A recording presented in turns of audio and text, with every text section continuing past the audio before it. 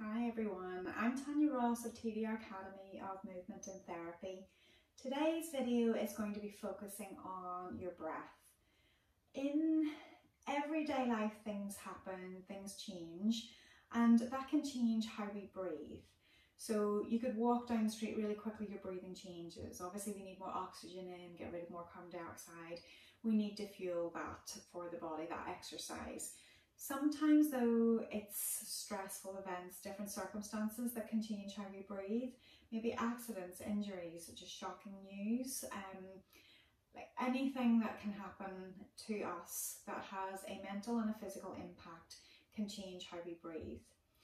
What I'm going to get you to do just as a little bit of a breathing test, it's called the high-low breathing test, and it's a very simple test to do. We're going to place one hand on your chest, and the other hand is below those where the chest bone meets those that divide of the ribs. So the hand is below that and over the belly button. So with the hands in place and you're sitting in a comfortable position, I want you to take a few breaths. And as you take a few breaths, I want you to feel which hand moves first. It might rise out, and I want you to feel which hand moves first. And maybe you have to close your eyes to figure out and be more internal and feel what's happening with that. So take a moment to take a few breaths.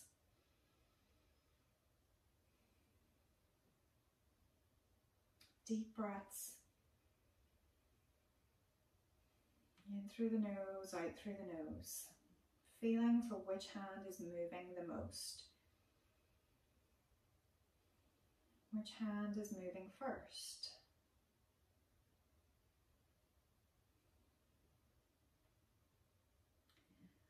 And then you can open your eyes and you're getting a sense of which hand again has moved the most and moved first.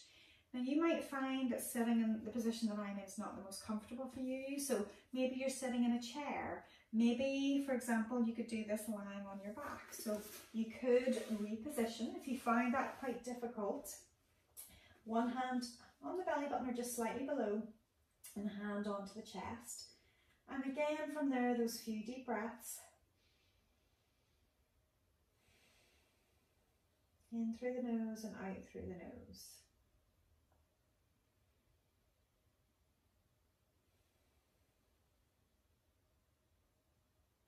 Again, whether it's with the eyes open or closed, just trying to pick up on again which hand moves first and which hand has the most amount of movement.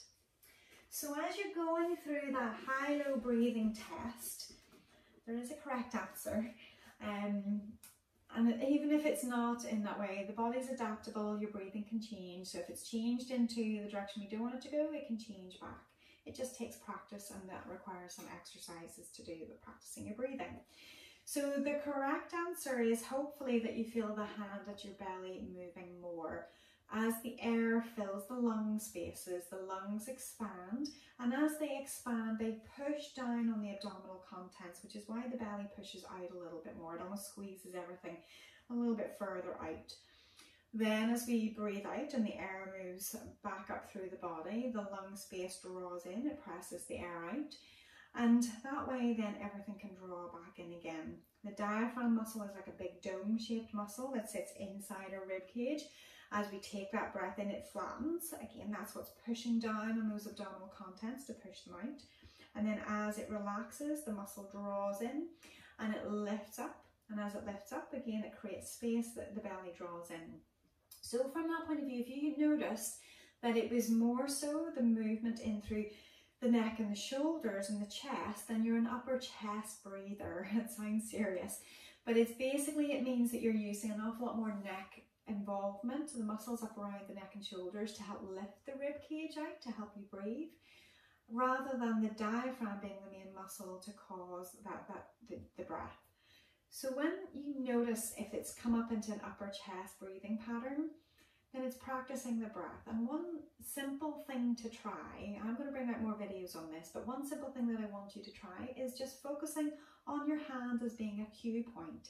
So the most relaxed position is usually lying on your back on the floor, so you could try that.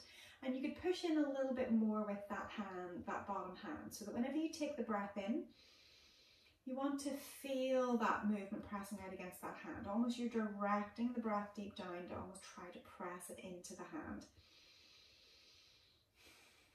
so that you feel that movement rising out and then drawing back in again. And sometimes it's the concentration on getting rid of all of the air, that the more air you get rid of, the more your body needs to draw the air in.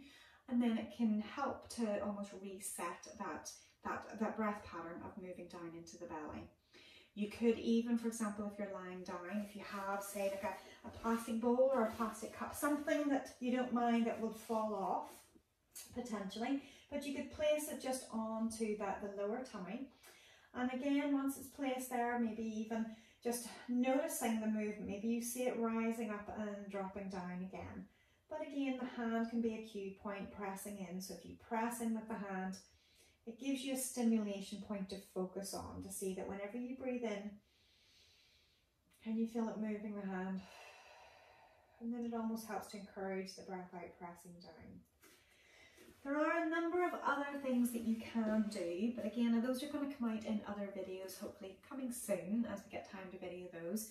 But just to start with, even just to know that you're an upper chest breather, if that's happening, then you can start to just try a few breaths every so often, placing the hands for that high-low test and testing yourself at different points to see, can you get the breath transitioning and breathing deeper. As if you're filling a bottle, you have to fill air all the way down to the bottom of the lungs first of all to fill the belly. Just like if you're filling a bottle of water, it has to fill the bottom of the water bottle before it fills the rest. It's the same when you're emptying it, you have to fill the top part before you can empty the bottom.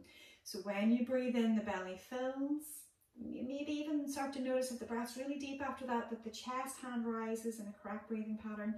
Then the top hand draws in, then the bottom hand draws in, just like the way the bottle can fill with water or empty it from being full in the full position. So again, that breath in, breathing in through the belly, that hand rises, breathing in, the chest rises, and then the hand draws in at the chest and then at the belly. So that's where we would want it if we're breaking it down into those two phases with a really deep breath. But in quiet breathing, then again, hopefully that quiet breath is just that little bit of movement around the belly, nothing too major, subtly noticing that more than anything at your chest. So I hope that this has been helpful, and again, feel free to try it in a number of different positions, but maybe don't do any more than say 5 deep breaths in one go and then just normalize your breathing for a while. But try that at different episodes throughout the day whenever you remember. And it's not like you're testing yourself, you're actually practicing it to see, can you make a change, and just double checking that the breath is trying to move its way down. If this has been useful, leave me a like and a comment just to let me know what you find useful, and subscribe to the channel, because that way then you'll be notified as we do bring out more videos. But go practice your breathing, another 5 breaths every so often, and hopefully you'll notice a change soon. And just breathing, you can generally feel better anyway.